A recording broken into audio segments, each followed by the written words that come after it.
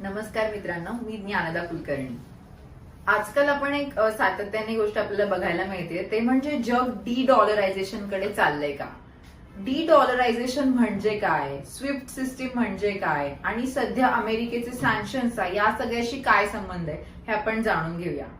आताच आपण पाहिलं की डी डॉलरायझेशनची कन्सेप्ट ही सातत्याने आपल्याला बातम्यांमधून सोशल मीडियावरून सापडतीये।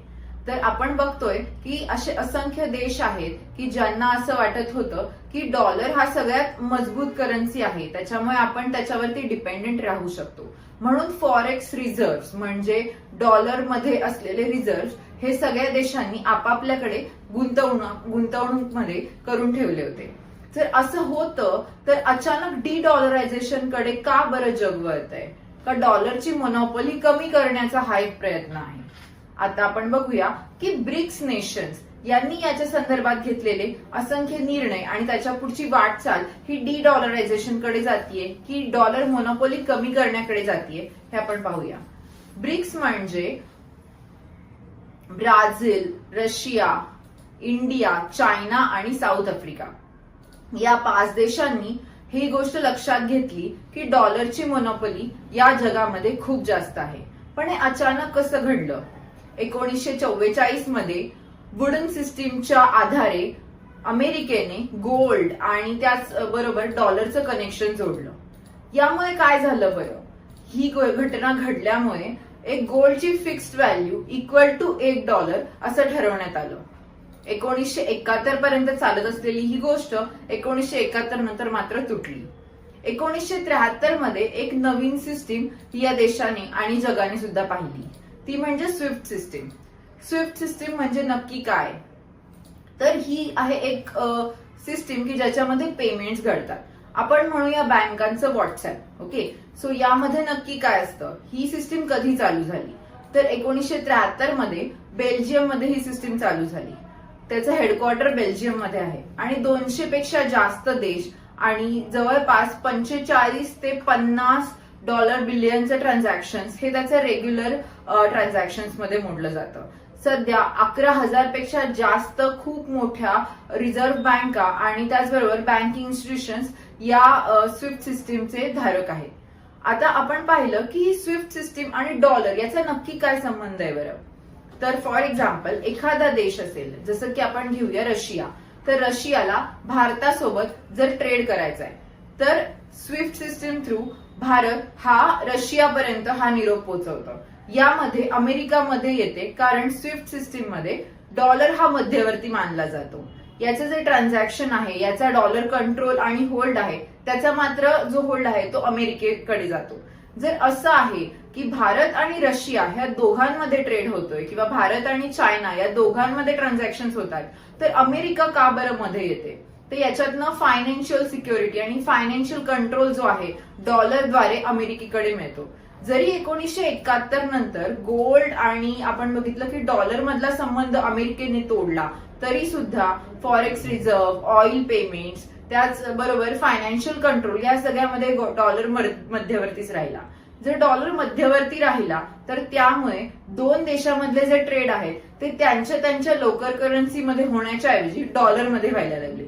सो गोल्डची जी फिक्स्ड व्हॅल्यू जी आपण डॉलरच्या अगेन्स्ट फायनल केली होती ती तुटल्या गेल्या कारणामुळे आता मात्र भली मोठी रक्कम रिझर्व्हच्या नात्याने प्रत्येक देशाला आपल्या देशात डॉलरच्या माध्यमातून ठेवावी लागली।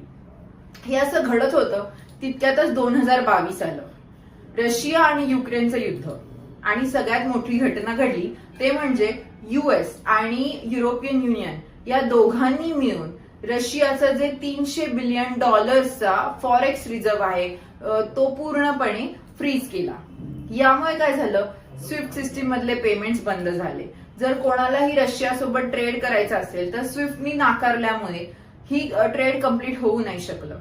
याच दरम्यान सगळेच देश घाबरले की आता आपले फॉरेक्स रिझर्व्ह सुद्धा सुरक्षित नाही आहेत।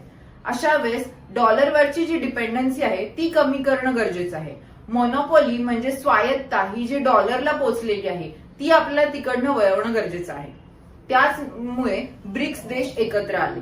आता हे जे देश आहेत यांचं असं म्हणणं आहे की आमच्या ज्या लोकल करन्सीज आहेत म्हणजे आपण बघतोय की रशियाची रुबल आहे किंवा चायनाची युआन आहे, आणि आता बघतोय की आपण ब्राझील किंवा साऊथ आफ्रिका याच्यामध्ये न्यू डेव्हलपमेंट बँक सुरुवात झालेली आहे. सो या सगळ्या ज्या गोष्टी घडतात ह्याच्यातनं आपण हे बघतोय की रशिया आणि चायना यांच्यासोबतचे आपले ट्रेड आहे, त्यांच्यासोबतचे आपले ट्रान्झॅक्शन आहेत, ते आता लोकल करन्सीमध्ये व्हायला लागले. रिसेंटली आपण पाहिलं की जे पेमेंट्स, ऑइल पेमेंट्स जे घडले चायनासोबत, ते पूर्णपणे युआन आणि रुपया याच्यामध्ये ते घडलेले होते. त्याचबरोबर रशियासोबतचे सगळे ट्रान्झॅक्शन आता रुपया आणि रुबल याच्याकडे करण्याचा कल ब्रिक्स देशांचा दिसतो.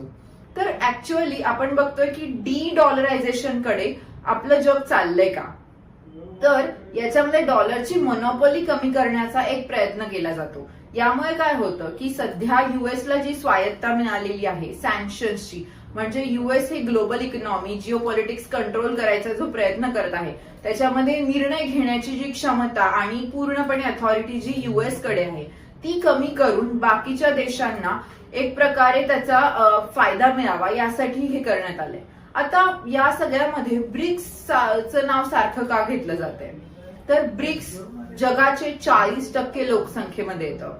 पूर्ण जगामध्ये 40% इतकी जास्त लोकसंख्या या देशांमध्ये आहे. त्याचबरोबर 25 ते 30% जीडीपी हा जो पूर्णपणे जगाचा आहे तो एवढा मोठा शेअर हा ब्रिक्स देशांकडे जातो. म्हणजे ब्रिक्स आता डेव्हलप्ड देश नाही आहेत, पण ते पुढच्या काही वर्षांमधले पॉवर सेंटर्स आहेत. म्हणजे अमेरिका किंवा इतर देशांमध्ये असलेली सध्याची जी पॉवर, जी EU मध्ये आहे, जी अमेरिकेत आहे, ती पूर्णपणे शिफ्ट होऊन या ब्रिक्स देशांकडे येऊ शकते, अशी आर्थिक इकॉनॉमिकल सिच्युएशन आता तयार झालेली आहे. आपण बघतोय की या सगळ्यामध्ये जेव्हा जग डॉलरवरची त्यांची डिपेंडन्सी कमी करायला सुरुवात करते, त्याचबरोबर गोल्डवरची त्यांची डिपेंडन्सी मात्र वाढत चाललेली आहे. आता बघतोय की रशियाची जी सेंट्रल बँक आहे, भारताची जी सेंट्रल बँक आहे, त्याचबरोबर असंख्य अशा रिझर्व्ह बँक्स आणि सेंट्रल बँक्स आहेत, त्यांनी सगळ्यांनी गोल्डमध्ये इन्व्हेस्टमेंट वाढवली आहे. गोल्ड जितकं जास्त साठवता येईल तितकी डॉलरवरची त्यांची डिपेंडन्सी कमी होणार आहे.